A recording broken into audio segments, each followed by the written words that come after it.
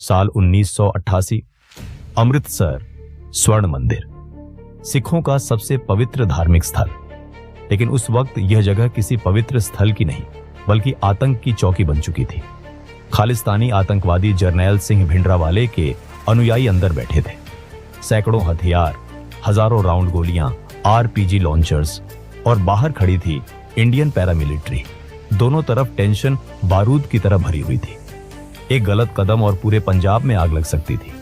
पूरी दुनिया की नजर इस स्थान पर थी। तभी कुछ हुआ जो किसी ने नहीं सोचा था। अचानक उस भीड़ में से एक आदमी उठा। उसने अपना हथियार नीचे रखा और आतंकवादियों से बात करने लगा, धीरे धीरे, शांत आवाज में, बिना किसी डर के। वह न पुलिस की वर्दी में था न सेना की। वह एक आम आदमी लग रहा था, लेकिन जो काम पूरी फौज नहीं कर सकती थी वो उस एक इंसान ने कर दिखाया। उस इंसान का नाम था अजित डोभाल। यह सिर्फ एक किस्सा नहीं है, यह उस इंसान की जिंदगी की एक झलक है जिसने अपनी पूरी उम्र देश की सेवा में लगा दी, बिना किसी वर्दी के, बिना किसी मेडल के और बिना किसी पहचान के। जिसे भारत का जेम्स बॉन्ड कहा जाता है, जिसने पाकिस्तान में 7 साल एक मुस्लिम बनकर जासूसी की, जिसे सुनकर दुश्मन देश के होश उड़ जाते हैं और जिसकी एक फोन कॉल पर सर्जिकल स्ट्राइक होती है।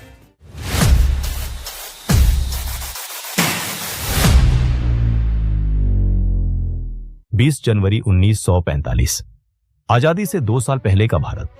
हिमालय की गोद में बसे उत्तराखंड के पौड़ी गढ़वाल जिले में एक छोटा सा गांव है घिरी बानेल सिंह।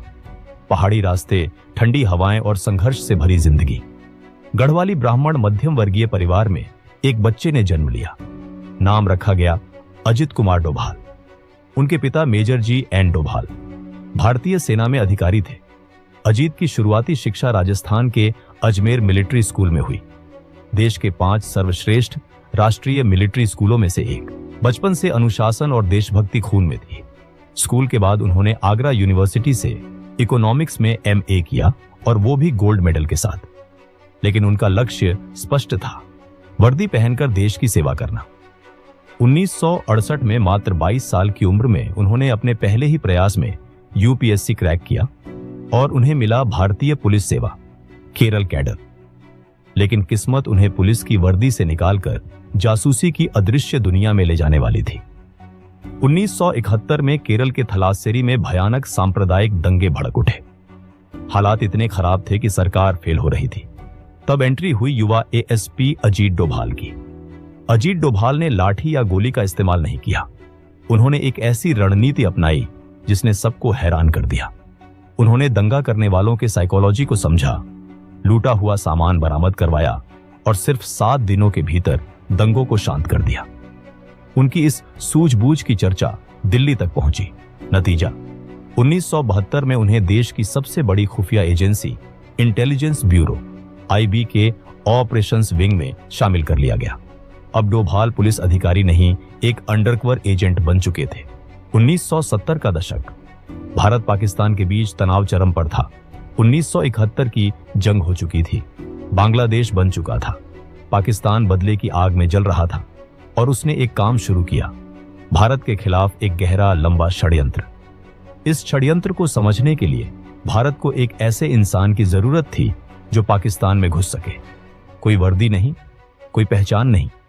अगर पकड़े गए तो देश भी इनकार कर देगा। यह काम दिया गया अजित डोभाल को।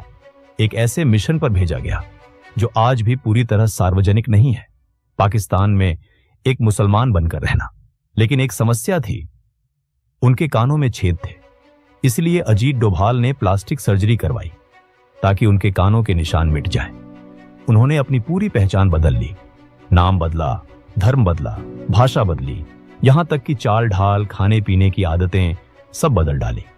वो बन गए जियाउद्दीन, एक पाकिस्तानी मुस्लिम। 7 साल वो पाकिस्तान में रहे। ISI के अफसरों के साथ उठना बैठना और उनकी हर गुप्त योजना को भारत भेजते रहे। उन्होंने पाकिस्तान के परमाणु कार्यक्रम की पोल खोलने के लिए एक नाई की दुकान से वैज्ञानिकों के बालों के सैंपल तक इकट्ठे किए ताकि रेडिएशन की जांच हो सके। नतीजा, बालों में यूरेनियम के निशान मिले।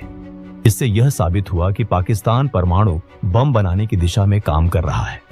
जो इंटेलिजेंस उन्होंने उस दौर में इकट्ठा की, उसने भारत को कई बड़े खतरों से बचाया। और फिर एक दिन एक अजीब मुलाकात हुई। पाकिस्तान में एक बुजुर्ग लंबी सफेद दाढ़ी वाले आदमी ने अजीत को देखा और एक पल में कहा, तुम हिंदू हो? उन्होंने कहा, नहीं, मैंने धर्म परिवर्तन किया है। हिंदू घर में पैदा हुआ था पर अब मुसलमान हूं।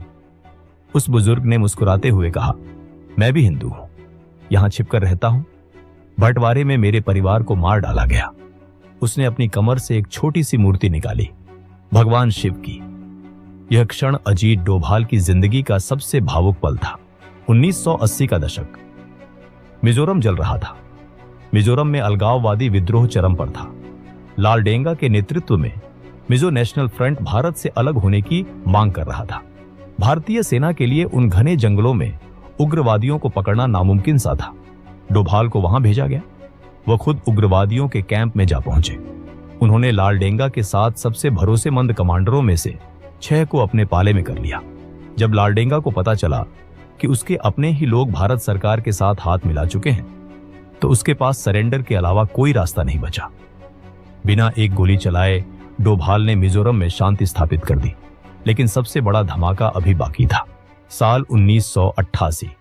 अमृतसर स्वर्ण मंदिर। खालिस्तानी आतंकवादियों ने स्वर्ण मंदिर पर कब्जा कर लिया था। एनएसजी कमांडो बाहर तैनात थे, लेकिन अंदर की सटीक जानकारी किसी के पास नहीं थी। यह पहली बार नहीं था। 1984 में ऑपरेशन ब्लू स्टार हो चुका था, जब इंदिरा गांधी ने सेना को अंदर भेजा था। उस ऑपरेशन ने आतंकवाद तो खत्म किया, लेकिन सिख समुदाय के दिलों में एक गहरा जख्म दे दिया। उसी जख्म की आग में इंदिरा गांधी की हत्या हुई। 1988 में जब फिर वही हालात बने, तो सरकार जानती थी इस बार सेना नहीं भेज सकते, इस बार कोई और रास्ता निकालना होगा। इसलिए एक आदमी को अंदर भेजा गया, एक रिक्शा चालक, जो असल में अजीत डोभाल थे। वह उग्रवादियों के पास गया और खुद को पाकिस्तान का ISI एजेंट बताया। उग्रवादियों ने उसे अपना मसीहा समझकर मंदिर के अंदर बुला लिया।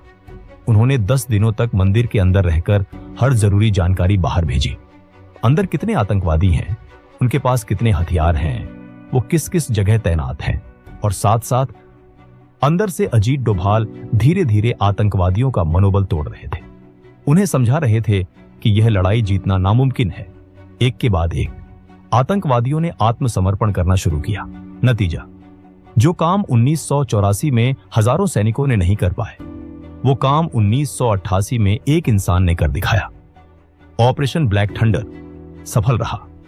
मंदिर को बिना बड़े खून खराबे के आतंकवादियों से मुक्त कराया गया।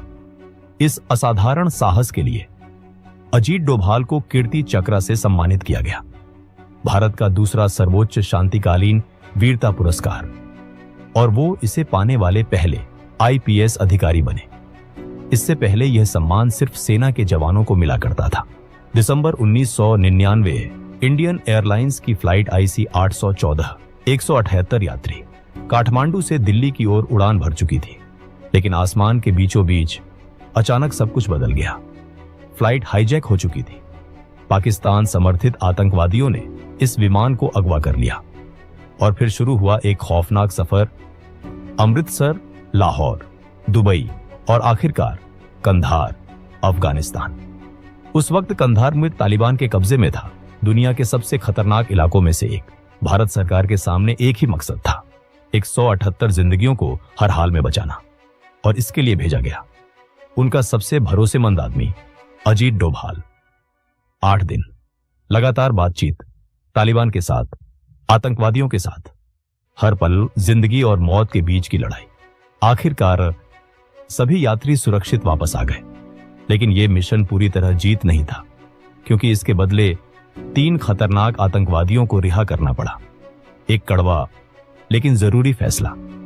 लेकिन 178 जिंदगियां बचाई गईं, और उस मुश्किल वक्त में अजीत डोभाल वहां थे। IB में करीब 33 साल की सेवा के बाद 2004 में वो रिटायर हुए।